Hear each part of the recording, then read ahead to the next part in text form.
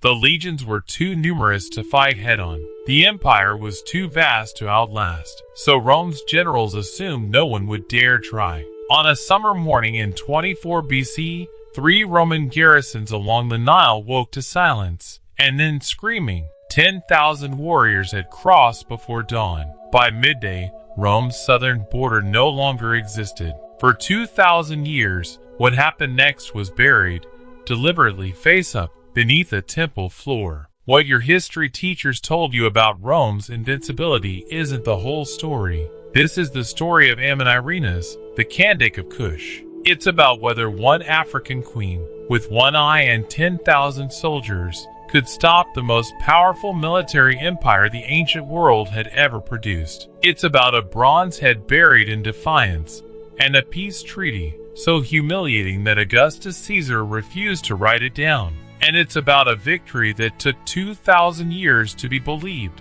Let me show you what really happened. 27 BC. The Mediterranean smelled of conquest. Rome had just absorbed Egypt, swallowing Cleopatra's kingdom whole. The Nile carried grain, gold, and imperial ambition north to Rome. In the streets of Alexandria, merchants whispered a single name: Caesar Augustus. Augustus was 36 years old and the most powerful man alive. He had outlasted every rival, crushed every revolt, and declared himself Rome's first emperor. He was not finished. South of Egypt, past Aswan, and the first cataract of the Nile, lay the ancient Kingdom of Kush. Its capital at Meroe held pyramids older than Rome's founding. Its trade routes reached India and China, and its ruler was a woman the Romans hadn't bothered to learn about. Amanirenas was Kandake, a title meaning warrior sovereign and queen mother of the Meroitic kingdom. Roman sources describe her with a kind of startled respect. A very masculine woman who had lost one eye.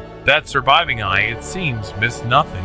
When Rome stationed 3 legions at Syene, modern Aswan, and imposed new taxes on Kushite traders in 26 BC, Amanirenas began mobilizing. Intelligence reports reached Rome's Egyptian prefect, Gaius Petronius. He dismissed them. After all, what queen could challenge Augustus? Nobody knew history was about to pivot on exactly that question. Summer, 24 BCE. Petronius had taken the bulk of his legions north to support an Arabian campaign. Rome's southern flank was exposed. 3 garrisons at Syene, Elephantine, and Philai, understaffed and overconfident. Amanirenas had been watching. She had timed this precisely. First, 10,000 Kushite warriors crossed the Nile border under darkness. Then, Syene fell within hours. Then Elephantine. Then Philai. Romans who survived fled north. Those who didn't were taken as slaves.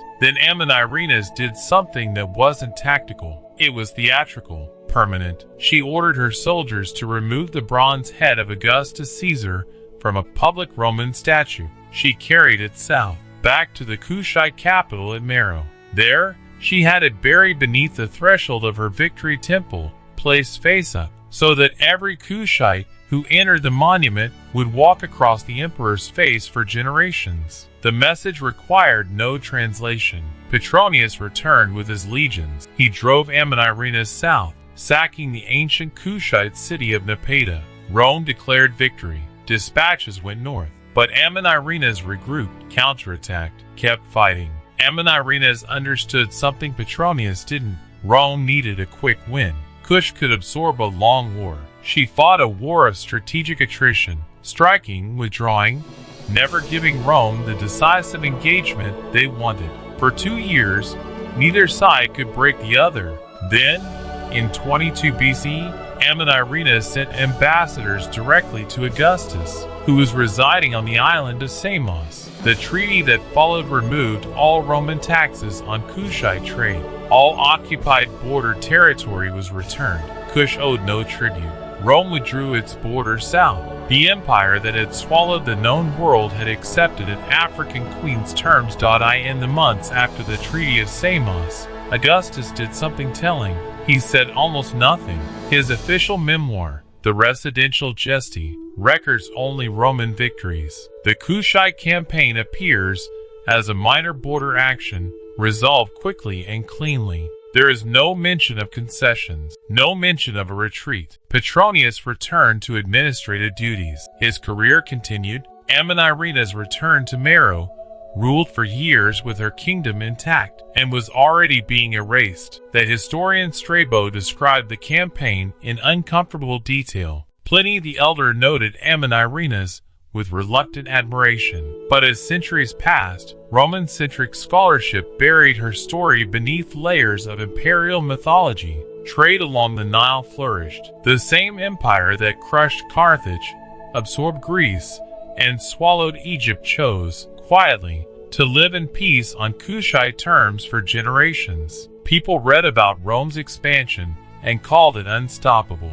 They simply forgot the one place it stopped. And beneath a temple floor in Mero, the head of Augustus Caesar waited, undisturbed, smiling, being walked on. And here's what history books still don't fully acknowledge. Amanirenas didn't just survive Rome. She defeated it, militarily and diplomatically, at the absolute peak of Roman imperial power. And the proof was buried for 2,000 years. In 1910, a British archaeological team excavating a Kushite victory monument at Mero found something extraordinary beneath the threshold stone. A bronze head, placed face up with unmistakable deliberateness. It was Augustus Caesar, one of the finest surviving portraits of the first emperor, perfectly preserved in Sudanese soil. The head is now in the British Museum. Its exhibit label describes it as probably taken during a Kushite raid. Historians have been slow to name what it actually was.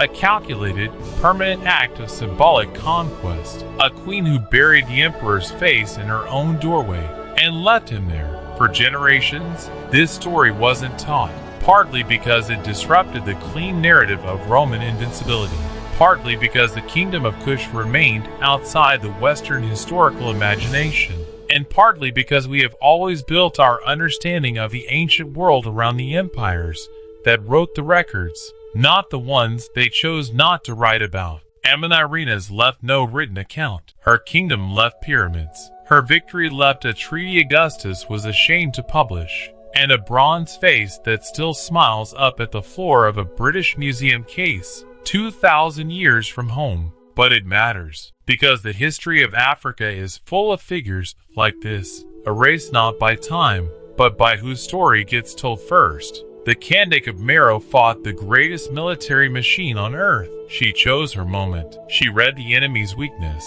She fought a war Rome couldn't finish. And then she negotiated from strength. We owe her the truth. History is full of moments like this, where the official version survives, and the real version waits underground for someone willing to look. Next week, I'm covering the African kingdom of Aksum, which traded simultaneously with Rome, Persia, India, and China, controlled the Red Sea for centuries, and then vanished without an explanation that fully satisfies anyone. Subscribe so you don't miss it. What corner of forgotten history would you like me to cover next? Comments are open. Thank you for watching and for remembering. I'll see you in the next one.